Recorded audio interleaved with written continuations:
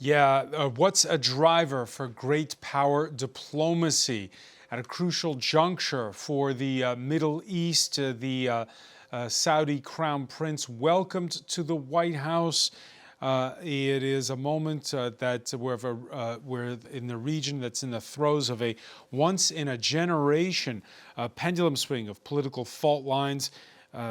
This looking with all the trimmings of a state visit between the U.S. and Saudi Arabia, a broad mix of historic bilateral security ties, regional reach-outs to the likes of Syria and Israel, as we heard in the press conference that took place just a short while ago, trade ties, and also personal enrichment. We'll ask about the Trump family's long-standing links to the kingdom, and chatter that blends big real estate ventures with procurement of F-35 fighter jets.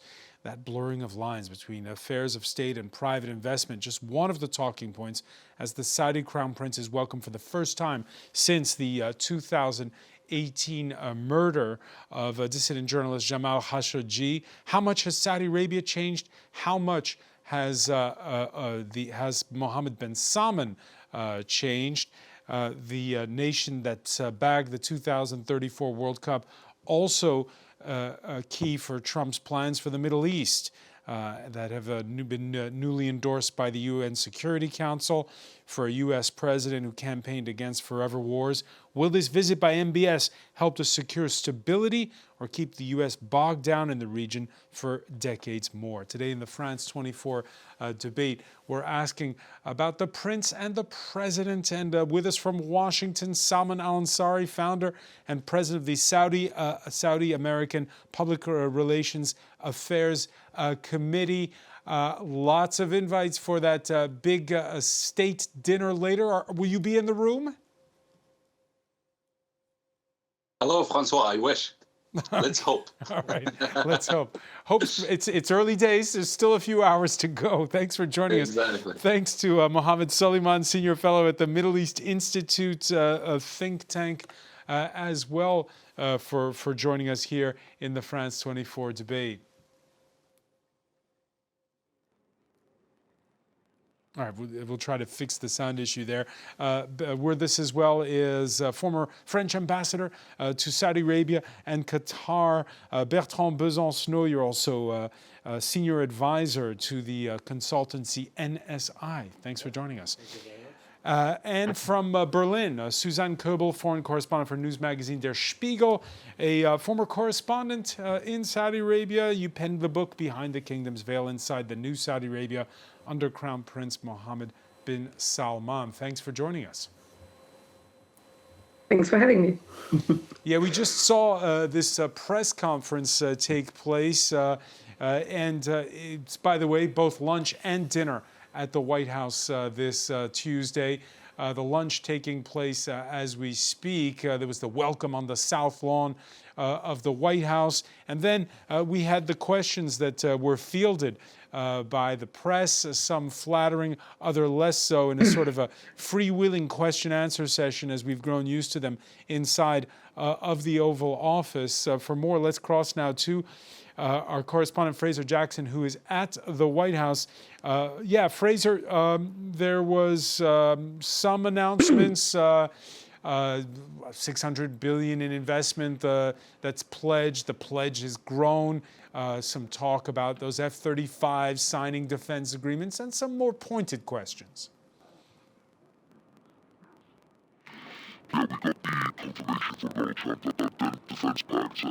All right, we seem to have a sound issue there with, we're having a sound issue there with Fraser. We'll try to fix that with the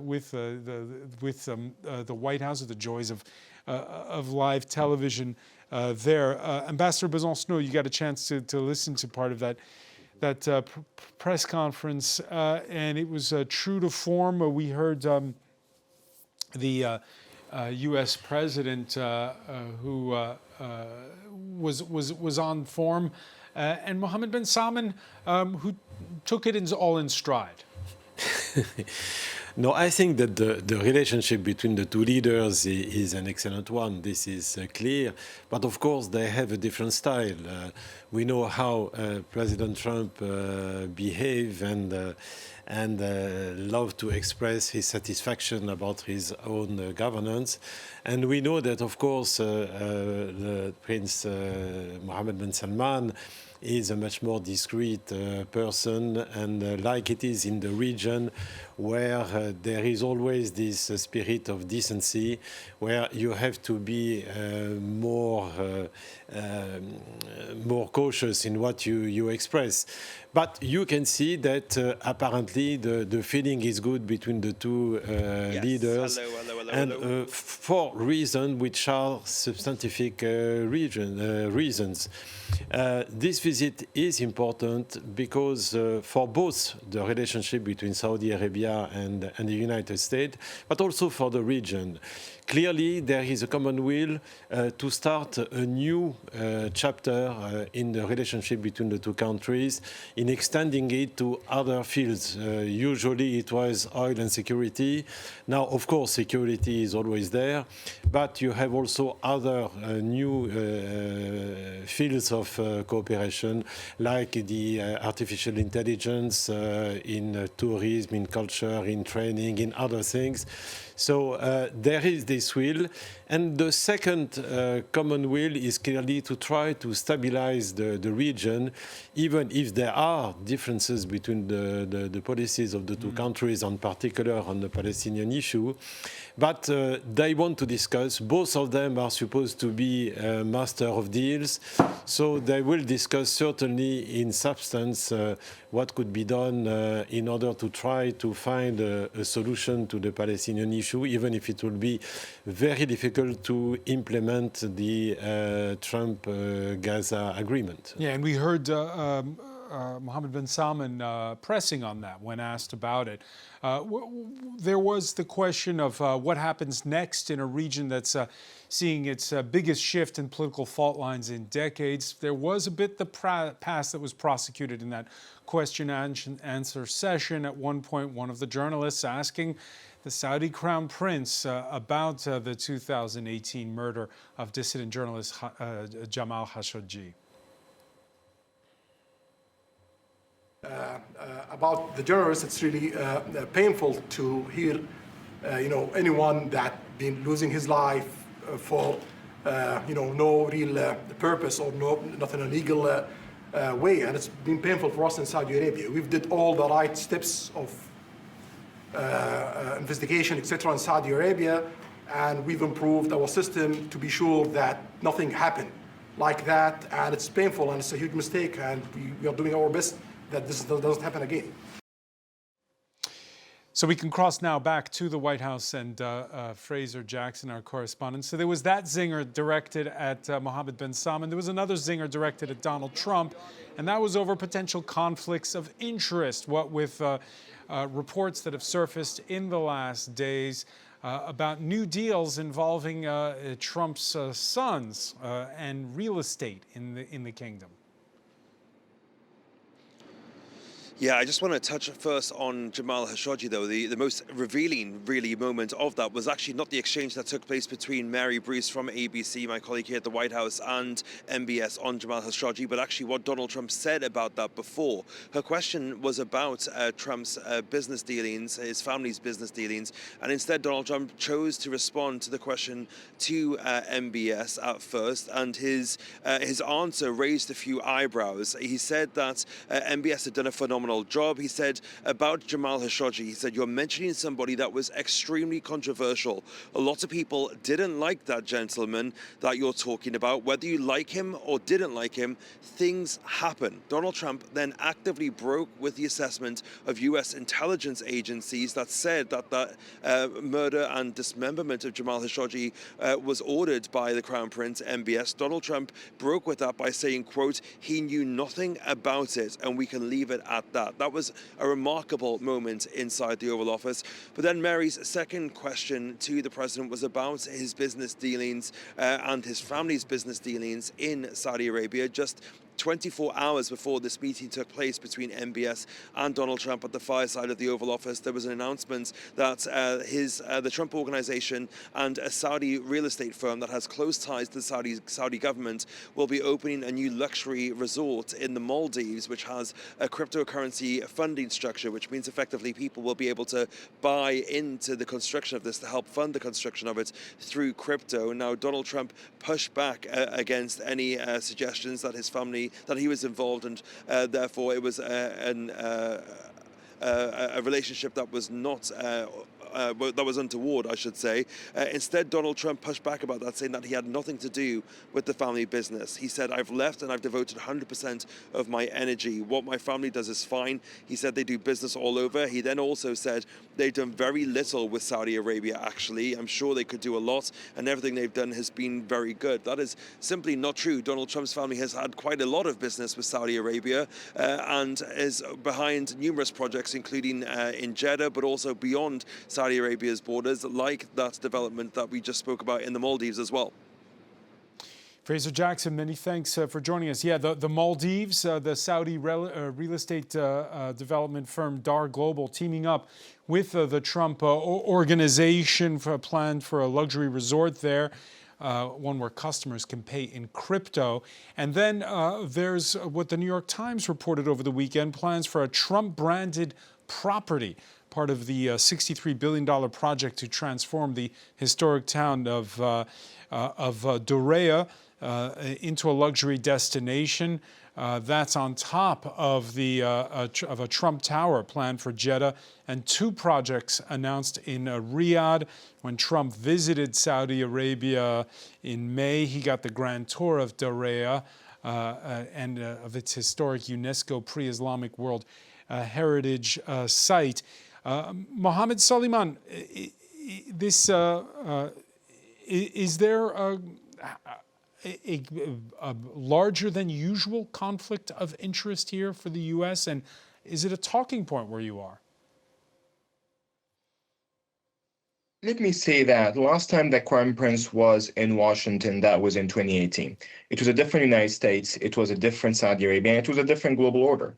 The Crown Prince today is in Washington. This is, I would say, the peak of U.S.-Saudi relationship historically. We are seeing a clear pivot from energy for security framework. I mean, and you can see this from the list of MAUs that will be announced later today, more focus on AI compute infrastructure. This is something that Crown Prince has talked about in the press conference when he said, we as Saudi Arabia have a domestic need for computing power. So you're going to see a lot of announcements about AI partnership between Saudi Arabia and a lot of American AI labs. Second part, which I think is under discussed, is the question of critical minerals and the role that Saudi Arabia could play supporting the United States in building a critical minerals sector that's resilient and can withstand Chinese pressure, specifically after the Chinese export control ban on critical minerals that are very critical to military equipments and chip design. The third thing is you're looking also into Saudi Arabia, US trying to co-pilot a regional order in the Middle East. You're seeing much more conversations around what does the future of the Middle East look like, from connectivity to AI buildup to political pathway that includes an expansive version of the Abraham Accords. And when the Crown Prince was asked about the Abraham Accords and normalization with Israel, he said, we would like to join, but we want a clear pathway to two-state solution. So I think this is a very different trip. Clearly, the two sides believe that this is a peak, that this is already a win on its own. And a peak, you got the sense of that when there was the question about this sale of 48 F-35 U.S. fighter jets. Donald Trump was asked by one of the journalists whether, because there is a U.S. law that Israel must have technological supremacy when it comes to the F-35s, Donald Trump was asked if that the Saudis would get the same whistles and bells if the fighter jets were sold. Let's listen to Donald Trump. The F-35 And you're asking me, is it the same? I think it's going to be pretty similar, yeah. You know, How will that this affect- is a great ally, and Israel's a great ally. And I know they'd like you to get planes of reduced caliber. I don't think that makes you too happy. They've been a great ally. Israel's been a great ally. And we're looking at that exactly right now. But as far as I'm concerned, I think they are both at a level where they should get top of the line. Salman al-Ansari, so does that mean you get exactly the same as the Israelis? Hello, Francois. Thank you for having me. Absolutely. Like Saudi Arabia actually adds value to the United States. It's a net value kind of country. It's not a country that actually asks for support or financial support from the United States like Israel. That's number one. And the idea of the competitive edge, etc., is not actually something to be looked at anymore, because Israel has used the F-35 to bomb another U.S. ally in the GCC, which is Qatar. So, and the Saudis would never have done such a move. So when it comes to, and one of the things actually that actually was remarkable that President Trump said just minutes ago, that he literally trusts the Saudis. And he frankly reminded me of what the father of history, Herodotus said 2,500 years ago. He said, no people honor their pledges more than the Arabs. So, and Saudi Arabia is the cradle of the Arab civilization. So overall, President Trump, I believe, is an extraordinary leader, the kind you see in America once in a lifetime. And the same goes, the same is true for Crown Prince Mohammed bin Salman. Both are realist, pragmatic, patriotic reformers who are also laser focused on prosperity for their people. And I believe what happens between the US and Saudi Arabia never stays between them alone. It shapes global security and global economic prosperity. And we know for decades, Saudi Arabia and America have stood together. We fought communism together. We fought terrorism together. And we stabilized the global energy markets together. So, and I think right now, as your guest mentioned, that artificial intelligence becomes somehow the new driver of global power, and AI may become actually the next big bridge between Riyadh and Washington. And from a Saudi perspective, we firmly believe that American security contributes directly to global security, and American prosperity supports global prosperity. A stable United States means a more stable world. And as the American philosopher and founding father Thomas Paine said, the cause of America is in a great measure the cause of all mankind. The cause of America is in all great measure the cause of all mankind. And there are four major things actually the Saudis want from the United States, and four things that President Trump wants from Saudi Arabia. Saudi Arabia, I summarize it as FAND, F-A-N-D, which is F stands for F-35 jets, as you've mentioned. The A is artificial intelligence and semiconductor access. And the N stands for nuclear cooperation, peaceful nuclear plants, etc.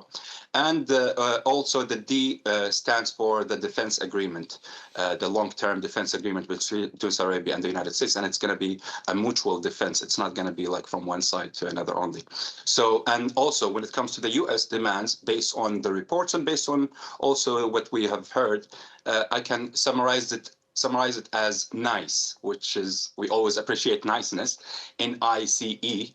N stands for normalization with Israel. Definitely when it comes to Saudi, it should be under the right conditions. I stands for investment ties, which is something that has been taking a big chunk of the meetings. And C stands for China military decoupling in sensitive sectors, and definitely E stands for energy stability, which the Saudis have proved themselves in this field for decades. And definitely not everything will be finalized on today's visit, but the goal is progress, momentum, and a shared recognition. So hang on again, Salman. We just had 20 days of naval exercises between Saudi Arabia and China, a defense pact with the United States. Does that mean we won't be seeing any more of those kinds of exercises, that the U.S. is going to ask the Saudis to take their foot off the gas when it comes to deepening ties with Beijing? That's actually a good question. And today, Riyadh is aligning, I would say, aligning its foreign policy with its geography. I don't know if there is a word for that, but we sit at the crossroads of continents, trade routes, energy flows, emerging technologies, etc. So balance is not a slogan for us; it's a necessity. And the United States remains a key partner in this balanced approach, that's for sure. But definitely, as we know, China 30 years ago used to be the biggest trading partner for 20 countries. Right now, it's the biggest trading partner for more than 125 countries, including the United States. Actually, on top of them is the United States. So it's a reality on the ground. But definitely for the Saudis, we always appreciate the security partnership of the United States. We believe in the US technology. But at the same time, So it's America first. It takes two to tango.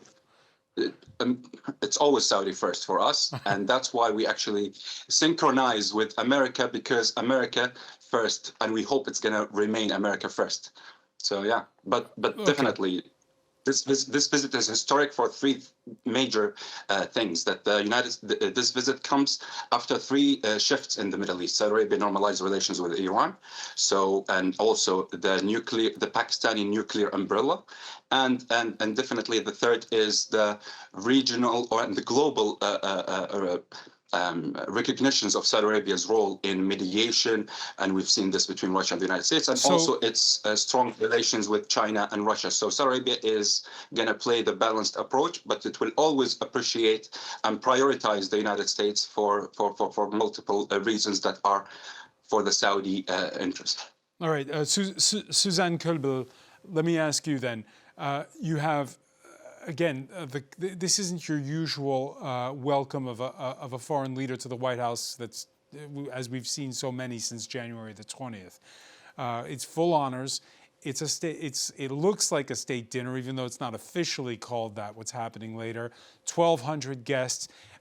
Among them, there's going to be Cristiano Ronaldo, straight off his red card against Ireland in a World Cup qualifier. He plays his football in Saudi Arabia. In the last 7 years, a lot's happened, including Saudi Arabia getting the rights to the 2034 World Cup. Your thoughts on the Saudi Arabia today as opposed to the Saudi Arabia when MBS first became Crown Prince? It's a complete different country today as it was, certainly. I had the pleasure, I would say the privilege to live there at a time when you woke up every morning and something unimaginable happened, like a marathon for females or a movie film suddenly in a cinema that has been built at a time when you couldn't go out together, women and men, and now it's a complete normal country. And that was, I mean, that's a fantastic thing, no doubt about it. But when I hear your or my colleagues here speaking to you, I can not only see a purely rosy picture. Certainly, it's wonderful that people have more liberties now. Certainly, it's great that people can have a normal life there, and that's absolutely an achievement which has to be welcomed and which is fabulous for the people, and it's a great achievement. At the same time, no word about human rights anymore. And no word about people who cannot raise their voices. I mean, there is no freedom of speech. I mean, the liberties are there, but certainly there is no. It's still an authoritarian country, and I'm also worried about the things like the nuclear corporation. It's a civil nuclear corporation we are talking about. At the end of the day, it sounds like it's the beginning of a nuclear armament in the Middle East that could be the start to have for many other countries to get nuclear armed.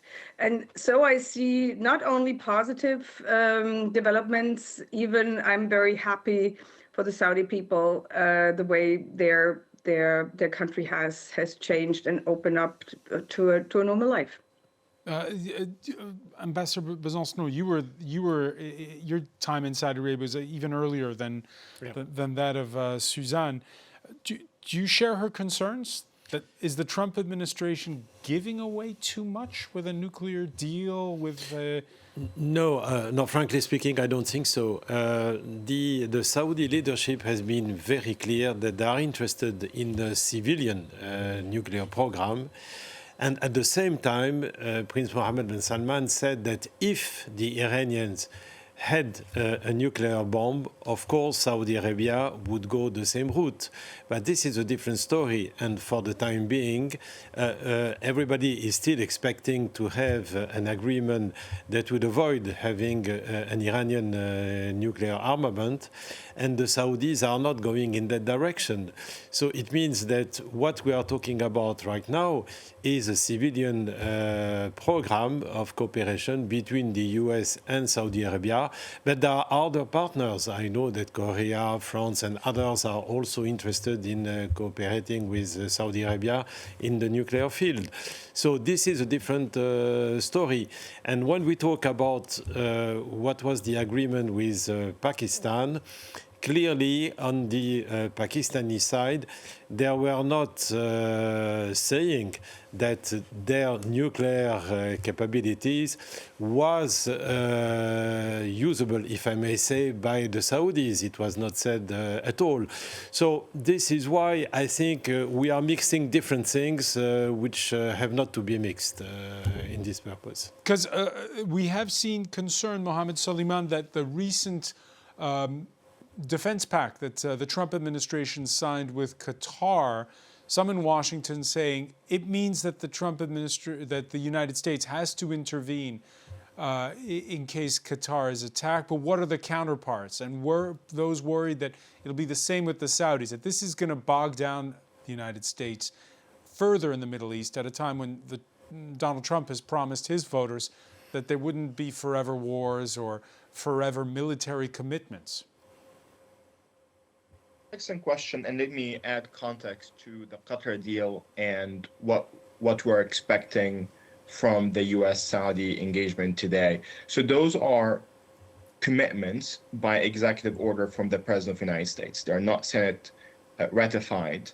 As you know, we have a very complex congressional dynamics around defense agreements, and I would say it's very unlikely to see a full defense pact from the Senate without a broader regional order that includes normalization with Israel. This is the reality as it is. So Washington, or this current White House, is trying to play around, given the political dynamics, and offer Saudi Arabia the commitments that Saudi wants. And the Saudis want that sort of commitment to anchor their relationship. You cannot go ask the Saudis for billions and billions of dollars in investment, being the anchor for critical minerals for the United States, and be a hub for American compute overseas and globally, without any sort of commitment to this country. So clearly, they're trying to figure out what's a new framework that will bring Riyadh and Washington, D.C.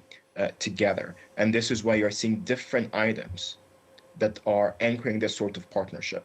And speaking about nuclear cooperation here, just to make sure that I add more context to the viewers, the UAE has a civilian nuclear program that contributes 12% of its own energy mix. This is in partnership with Korea. The Egyptians and the Turks are also building their own civilian nuclear program. So we should not only think about the Middle East when it comes to nuclear technology from the length of Iran and Israel, the two countries that either have nuclear weapons in the case of Israel or were pursuing nuclear weapons in the case of Iran. There are other countries, other players that want a legitimate civilian nuclear program for their own needs. First of all, diversifying their energy mix. And I believe that this is a good thing that the United States is trying to offer that. We are not the only game in town when it comes to nuclear technologies. There is the French, there is the Koreans, who are very much willing to work with Arab countries to build civilian nuclear programs. So I think it's a really good thing the United States is stepping in, and also recognizing that we should not only think about the Arabian Gulf states from a very outdated length of the 1970s, 1980s. The only thing that we need is just energy for security. We need to diversify. We need to make sure that this relationship is very much anchored in our own mutual needs. I'm speaking here as an American. I want to make sure the United States gets what it wants and satisfies its own national interests, and the same thing being mutually beneficial for Saudi Arabia. If Saudi Arabia wants to be a hub for AI compute, there's no problem to help Saudi Arabia build its own AI ecosystem, of course, with all the safeguards, with all the guardrails, with all the commitments that we should get. So we should also think about the relationship. Let me ask you about this, Mohammed, because people who are very pro-Israel in Washington, where you are, how are they going to take that clip that we played earlier of Donald Trump saying he puts Saudi Arabia and Israel on the same plane? How will he take the fact that you heard the Crown Prince there firmly talking about the two-state solution, supporting the Palestinian cause and inside of the Oval Office? How's that going to go down? Francois, this is an excellent question. And let me be frank here. There is a gradual decoupling when it comes to the question of Israel and the Arab Gulf states that's taking place in Washington in a I would say gradual pace in the past 5 to 6 years. Washington recognizes that you cannot just put a lot of conditions on the bilateral relationship with Saudi Arabia in a way that I would say slow down some of the things that Washington really needs for its own national interest. We right now as the United States are compute deficit. We do not have enough compute to supply emerging markets. And because of that, we have a real risk that China would be able to fill that sort of compute deficit. Should we anchor Saudi Arabia in the American stack or not?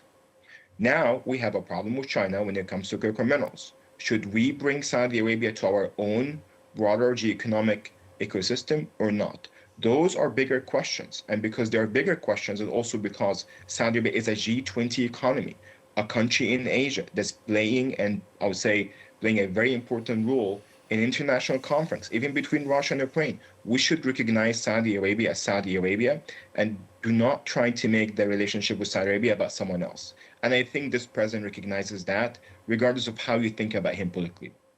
Suzanne Kobe, in the context of what you just heard from Mohammed, who's got the upper hand in this relationship? Is it Donald Trump or is it Mohammed bin Salman? I think Mohammed bin Salman played his cards extremely well. His learning curve is amazing, considered his start in 2018. And I think he knows what he's doing. He was, I think it was great thinking to think about making Saudi Arabia an independent, a much more independent place as it was before. I mean, it was always silent before. They never raised their voice, whether they agreed what the U.S. did or not, and that has changed fundamentally with this Crown Prince. He made very clear, I will be a more independent. I will create a more independent Saudi Arabia. I think the turning point was in September 2019 when Iran attacked the oil facilities of Aramco, and it was very clear that they made very clear that Saudi Arabia cannot count on the U.S. That was an experience they had. They will not want to see that again. So they turned to other countries and to other partners, and that made very clear to the U.S. that you could lose us if you don't treat us right.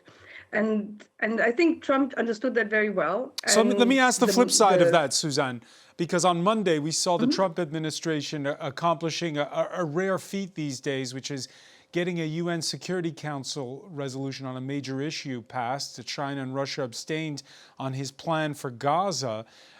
Is it Saudi Arabia that's keeping Donald Trump now interested in the two-state solution? Remember, when the war began, Trump was talking about Gaza on the Riviera, and he wasn't talking about the Palestinians. I think in this case, Saudi Arabia can play a real good role. I mean, they have the leverage, And if this is the condition to create a broader peace in the Middle East, they are the heavyweight that can push that forward. Salman al-Ansari, will Donald Trump stick to his own plan, or will he diverge when it comes to the Palestinians? With regards to Gaza? Yeah. Yeah, I think we've seen the diversion, which is a positive one, as you mentioned, with the UN Security Council draft that has been sponsored by the United States with 8 other countries. And I believe that was actually a very good and positive step in the right direction, because we've seen how the Israeli government has tried so much for the last couple of years to make the two-state solution sound like the two-state delusion. But I think with this UN Security Council draft, we are putting, and the United States itself is putting the two-state solutions back on the table. Yes, definitely, we've seen how Netanyahu and his radical government has objected to it. The same goes with Hamas, and that shows how Hamas and Netanyahu are two sides of the same coin. So we need to sideline the obstacles as soon as possible to get peace, to get the peaceful momentum going, because the Saudis, along with the French, with their French allies, have helped to create the biggest momentum for the recognition of Palestine. Right now, we have more than 159 countries. Most of Western European countries have recognized Palestine. So right now, the United States doesn't want to become isolated from the international community on this specific issue, because we are speaking like 4 out of the 5 Security Council permanent members are actually recognizing Palestine right now, except for the United States. So it's very embarrassing for the United States if they don't reactivate the solution of the two-state solution. Yes, I don't see it to be possible with the current Israeli government, but I think we need to keep up the momentum until we see how things will evolve, because at the end of the day, we really want to see the United States to be America first rather than Israel first. And I think Trump is working on that. Bertrand Besancenot, the Saudis, remember, October 7th happened more than 2 years ago now. Mm-hmm. And the Saudis were quiet for a lot of that time, or we didn't hear them much, put it that way. What's changed? And again, will Donald Trump stick to his own plan? No, I think that the Saudis are interested in... How invested are they? Yeah, no, they were really interested, and they are still interested in having a relationship with Israel, even because it is a country with a lot of technology, especially in terms of security and so on. But at the same time, and what happened after the 7th of October, and the uncompromising policy of Mr. Netanyahu and the onslaught in Gaza changed, of course, the mind of the Saudi leadership. They know what is their public opinion. They know what is the public opinion in the Arab world. And they know that they have cards to play with President Trump. President Trump wants 2 things. He's a businessman, so he wants to have contracts from the Gulf, and he dreams of having the Nobel Prize, the Peace Nobel Prize, which means extending the Abraham Agreement. But for that, he knows that the Saudis are very clear about the fact that they need to have a very strong commitment to build a Palestinian state. So there will be a discussion. It will be a deal between those two, and it is clear that Prince Mohammed bin Salman is maybe the only Arab leader which is really listened to by President Trump, because President Trump wants these 2 things, the contracts and the Nobel Prize. All right, and Saudi Arabia going in all in. We saw him being listened to when it came to the normalization with a new Syrian regime that had broken with previous backer Iran. First, there was that ice-breaking handshake between Donald Trump and Mohammed al-Shara when the interim president of Syria traveled to a regional summit in Saudi Arabia back in May. Shara has since been to the White House. And now there's the first delivery of much-needed oil, 90,000 tons of it, or 650,000 barrels, if you will, to the Syrian port city Banias. The fact that it's the Saudis that have put a lot of political capital into helping Syria. Suzanne Köhlbel, your thoughts on just how much, as the ambassador said, that Mohammed bin Salman is the leader that Donald Trump listens to in the Arab world. I mean, he definitely listens to the Crown Prince of Saudi Arabia. I mean, as the ambassador said, I mean, they have a lot in common. They have a lot of common interests. And when it comes to Syria, I mean, Saudi Arabia was highly invested in this war, and certainly they try to shape the Middle East in a way that fits both. There are different interests, as we just learned about Gaza and the double two-state solution. But I think that's a very fruitful. I mean, when we talk about this, that can be very fruitful, yes. And Saudi Arabia becomes more influential than it has been politically.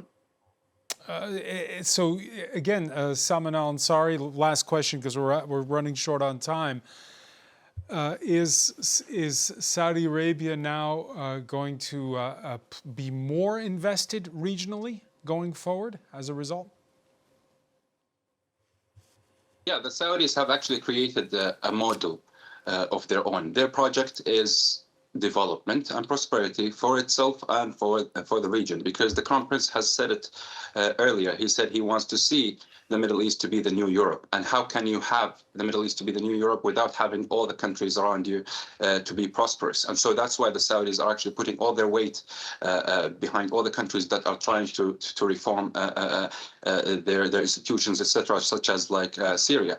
But with regards to another point that I wanted, and with Syria, I remember a friend of mine is Syrian. He said, how can we pay you back as Saudis? How can we pay the Saudis back with regards to what they have done diplomatically to pressure and to convince the Trump administration to lift the sanctions? And I told him the only way to pay us back is to be successful.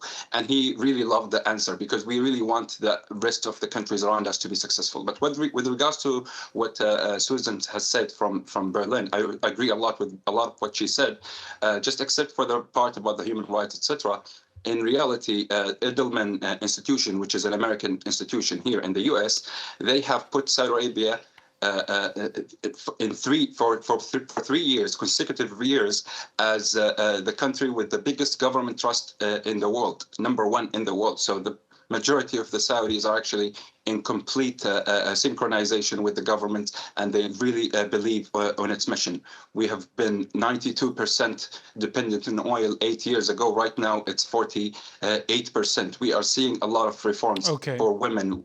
Now it's the golden age for women, etc. And the World Bank report about business, women in business and law in 2020, they have marked and put Saudi Arabia as the top country with regards to the amount of reforms that we have created. We'll be revisiting the situation domestically in Saudi Arabia going forward. Unfortunately, we're out of time, but I want to thank you so much. You guys are all welcome. Please come. Okay, Salman al-Ansari, thank you for the invitation. Thank you for joining us. I want to thank as well Mohammed Suleiman for being with us from Washington, Suzanne Köhlbel for being with us from Berlin, Ambassador Besancenot, thank you for being with us here in the France 24 debate.